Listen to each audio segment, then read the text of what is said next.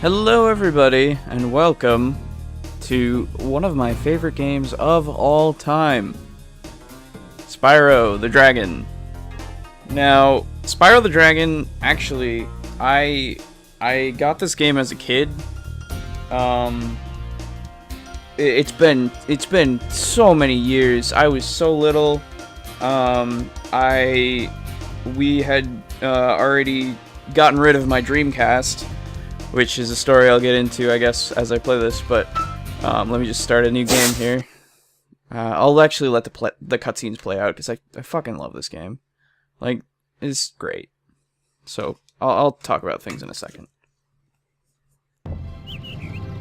Okay, rolling.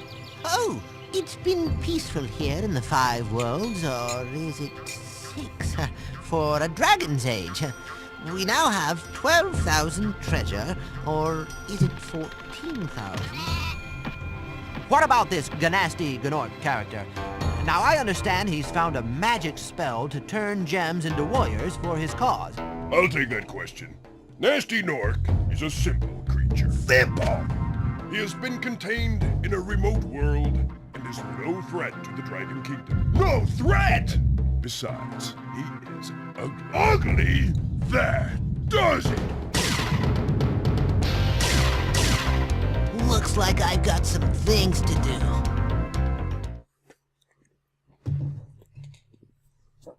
Simple and effective. Love that cutscene. Love everything about this game, actually. There's nothing that I don't love about this game. Alright, cool. Here we are. Oh, man. It's been... You never forget how to control one of your favorites, you know?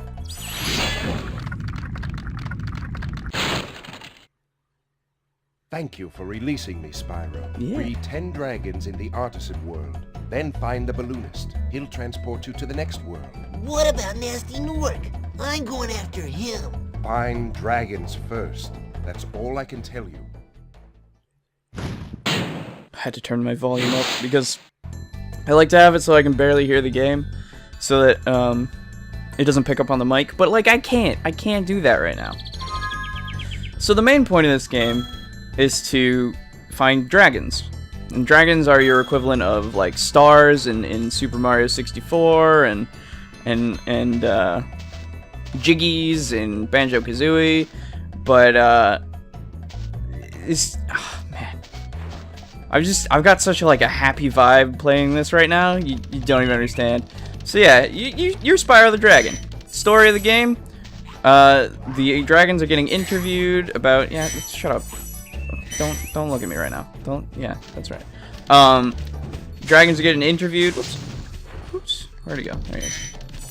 Right. Dragons are getting interviewed about how being a dragon is super rad and everything is cool with the dragon world and stuff. And they're like, yo, so what about this Nasty Nork dude? And he's like, oh no, Nasty Nork's like nothing. And he's just like, well, that's not right. And then he turns everybody into dragon statues. And then Spyro doesn't get hit by it miraculously, and fucking there you go. That's the game.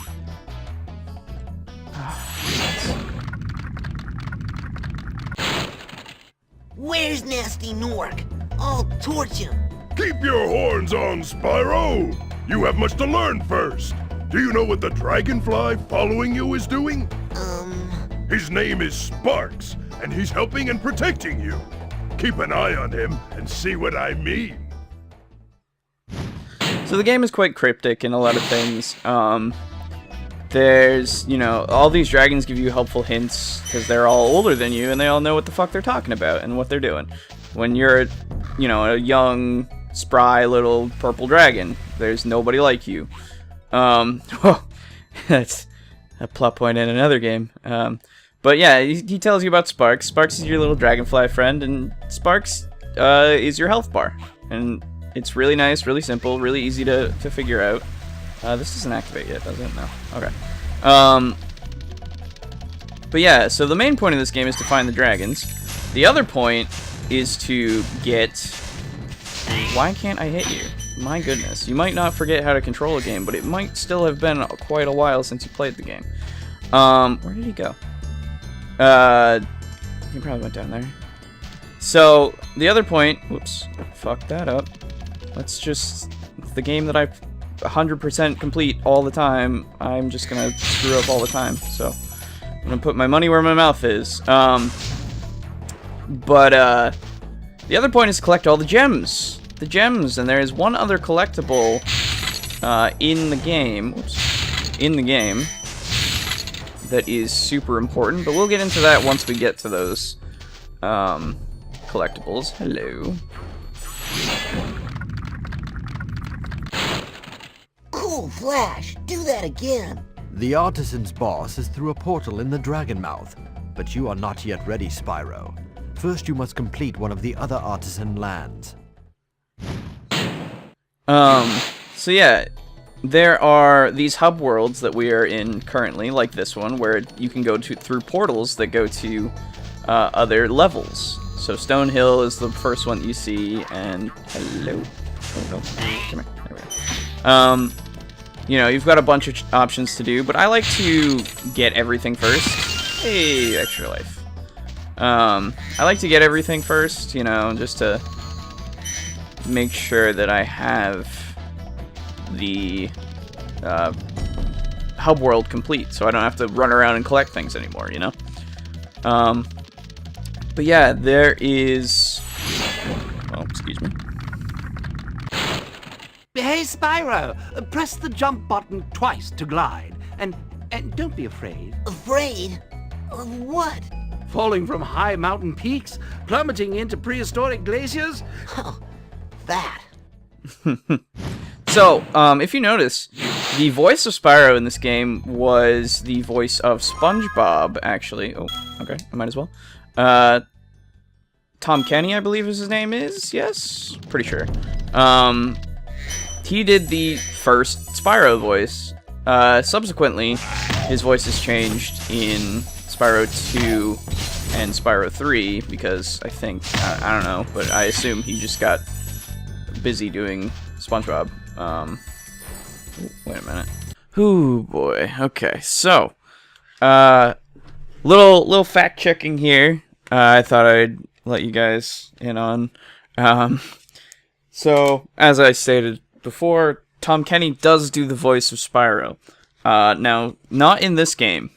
It's actually entirely different from what I said. He does the voice of Spyro in Spyro 2 and Spyro 3. The voice of Spyro in this game is Carlos Alazraqui. Carlos Alazraqui. You can go look him up. He did Spyro's voice this time. But let's see. The voice that I'm going to start talking about, which is the voice of Mr. Krabs, is Clancy Brown, I believe. And he is in this game as well. So yeah, apologies on the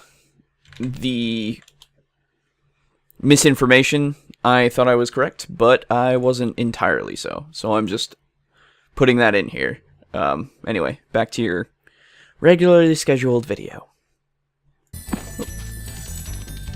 Did I miss something? Yeah, I did. Yeah, so I assume he got busy, and some of the voices in this game are, well, one of them in particular actually is recognizable. Some of the older dragons are voiced by the guy who does Mr. Krabs' voice, and I don't remember what his name is right now, but he does voice some of the dragons. He's in a lot of things. There we go. Alright, I'm missing the stuff that's down this way, actually. So, this is going to be a 100% run. Because I can't not. Like, it's literally hardwired into my system now to 100% all of the original Spyro trilogy. There we go. That's all the gems. Cool. I believe that's all of the dragons too. Yep, cool. So, select just brings up a little menu that shows you everything that you got. Oh yeah, the roll! I forgot about that. I never used the roll. Anyway, let's go to the first level. Sorry, I've dawdled enough. I've gotten everything. Let's go. Nice thing about levels, they save your shit. So you don't have to save at dragon points all the time. You can just go into a level, not worry about it. It saves. I love that transition too. It's just, you're just here now. You're just in another part of the world, you know? Anyway. So like I was saying in the beginning, I got this game so long ago. I don't remember what age I was. I think I was like 9, 10. I can't remember. I keep using the shoulder buttons to change camera, but it's really the triggers. Hello.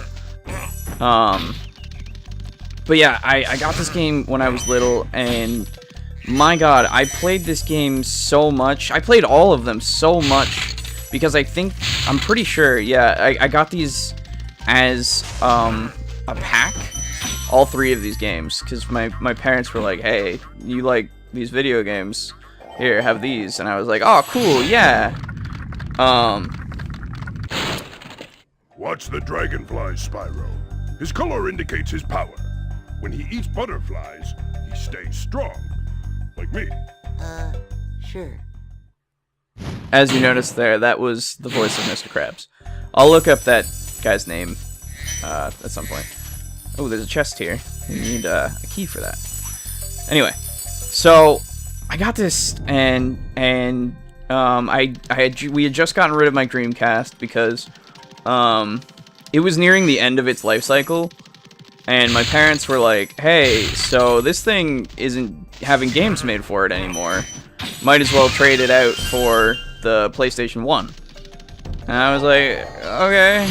I'm gonna start skipping dragons after this level. After you freed all the dragons, pass through this fancy vortex thingamajigger. It'll take you back to the artisan home. But first, let me tell you a story. No thanks. See ya.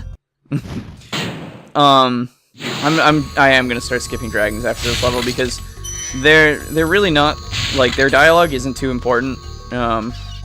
It gives you little hints and tells you like tutorial shit, but it's really, like, honestly not necessary at this point for me.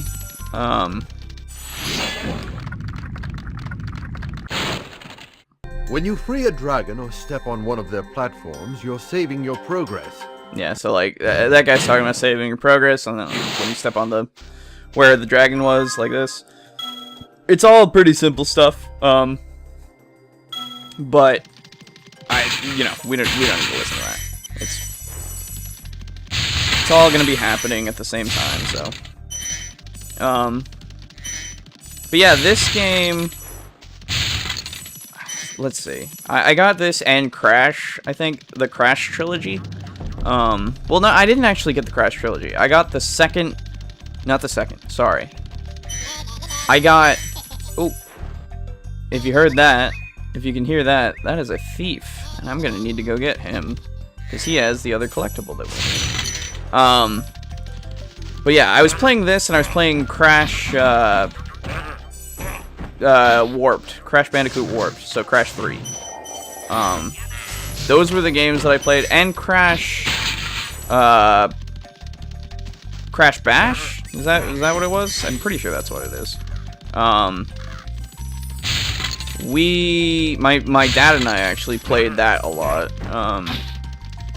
And if it wasn't that, then I was playing this, and over the years, I got more PS1 games, but I always went back to these games because they're so fun. They just are inherently fun. This guy's gonna tell you about gliding. His name is Gildas. Haha. I just remembered that. But yeah, he tells you about gliding, and you can glide. Oh, I didn't mean to do that. Come on. Thanks. You can glide onto this part, which is actually, you'd think is the background, but you're like, no, wait, you can get up here because it's all modeled and shit. And down there is stuff, which I will go get in a second, and up there is stuff. These levels are very simple, very simplistic at the beginning, you know, not too much to do. And there's the egg. The dragon egg. So, throughout the game, there are thieves that have dragon eggs. And that's the other collectible. I think I got everything from over here. So, basically what I was trying to say is this game and the two that came after are very special to me. Insomniac did fucking amazing work with these games. The collectathons are the reason that I'm into collectathons. Whoops. The reason that I'm into collectathons now and before is because of this game. I so love just going around and getting all the shit and just putting it in my pocket and being like, alright, well that's everything, you know. I also love 100%ing games because of this game. God, it's so good. It's such a good game. Classic. Oop, classic. Thank you. There we go. I can just jump over this. Don't need to, but I will. And there are a couple things that I don't like about the next games, but they're nothing about, like, gameplay or anything. And if I start doing those games, I'll talk about them there, but I like how in this game, you can just get everything at any time. There's nothing that hinders you, because everything you have at the very beginning is everything you'll need just to play the game. Like, you don't have to learn anything, you know, you don't have to worry about power-ups or anything. You just go, and you can beat the game immediately. You can get as little as you need and just beat the game. But I'm not like that. There we go.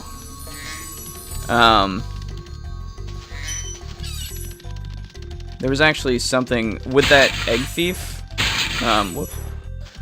There is a trick that I like to do, and I'm pretty sure it's probably like common knowledge, but like the hitbox of the flame breath, right, is right there. You know, you can see how far it goes. It's kind of hard to see from the front, but it's pretty far, right? So when you're charging and you just immediately, whoop, that hurts you. If you charge and immediately do a fire breath and then just keep charging, the hitbox kind of goes with you a little bit. So that's how I like to get thieves in this game, because it's so much easier than chasing them with only charging. I used to do that as a kid, just chase them down forever until, you know, you got them, which is how it was intended, I guess. But after a while, I was like, well, why don't we just try? And then I noticed that you can just do that, and it's so much easier. Hello, chest. There we go. That should be everything. Yep. Yep. So yeah, when you have eggs, they're shown right there. That's how many eggs in the game there are total. And I am already at 6%. Alright. Love it. I don't know, I don't remember how many levels there are. I remember the levels. Do I remember where everything is? No. But, you know, I'll keep going and muscle memory will kick in. And, oh, hey. Things respawn in the hub world. They're really not necessary, but they drop these afterwards. They're little, life orbs. They're like, you know, coins from Mario or something. They just build up to an extra life after you get a certain amount. Or they just drop extra lives immediately. You know. I'm gonna go to this next level and then I'll stop for today. I love that total treasure. There's so much treasure in this game. It's great. So this level is all about metal. Now, as you can see, you can't flame metal, but you can bash it really easy. It also features, oh, hello. It also features big guys. Now, as you can see, the little guys you could torch or you could charge. Big guys, you can't charge, so you have to flame breath. Really easy. Hey guys. Yeah, thanks for lining up. Really easy, real good game mechanic. Just one thing can take out a lot of things, one thing has to take out certain things. I don't know what that guy talks about. It's been too long, but I don't need to know. Ah, yes, these guys. Hey, yeah. Oh no, I can't flame. Yeah, I know. Yep, can't do it. Oh no. Oops. Gotcha. The attitude of this game. This was a very 90s thing. Just, hey, I'm a little guy, but I gotta save all the big guys because I'm, you know, special and all that, and it's pretty cool. And I don't know. Paul's winning. Hey. Spyro. Yeah. Want to know a secret? Use the triangle button when you want to zoom in and look around. Oh yeah. Oh, your secret's safe with me. Back in the day when they just broke the fourth wall, and it was just, well, they still do that now. But like back in the day when it wasn't just, what are you talking about? What is this triangle button nonsense that they made jokes about all the time? No, now it's, oh.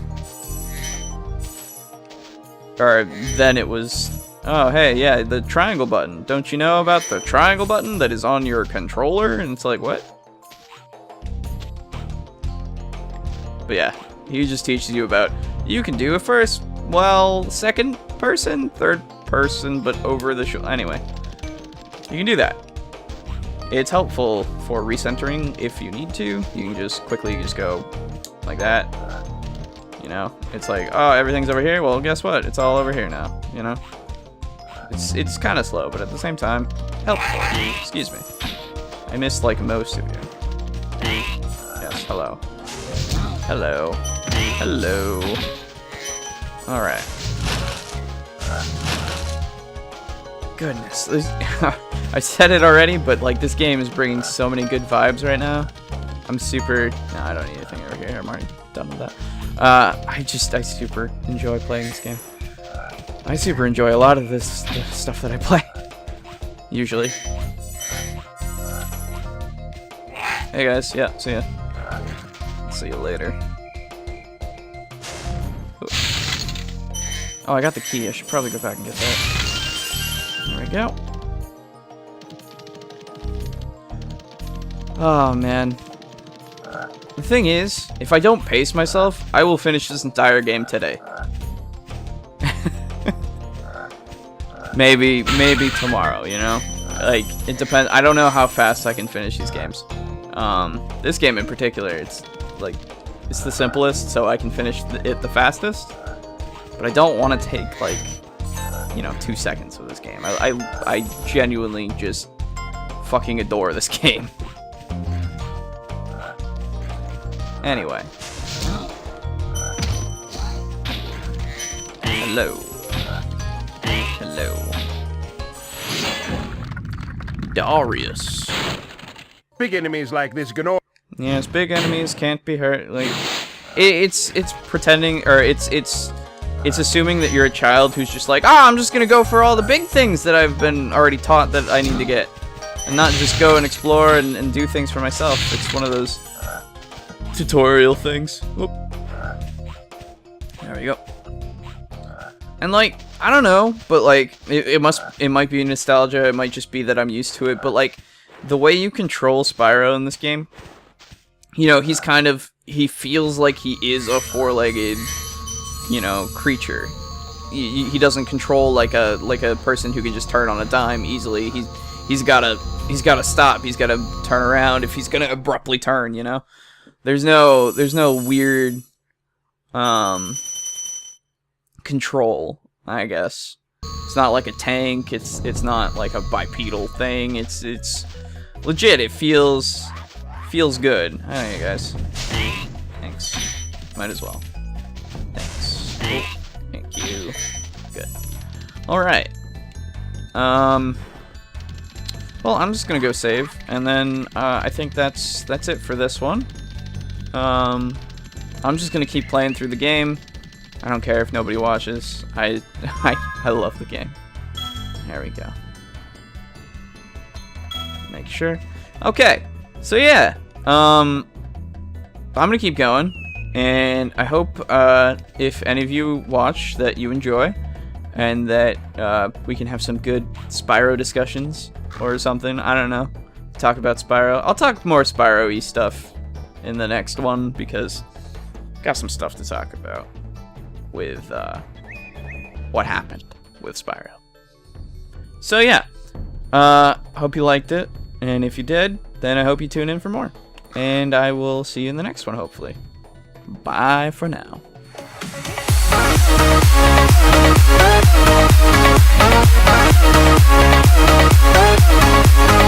back.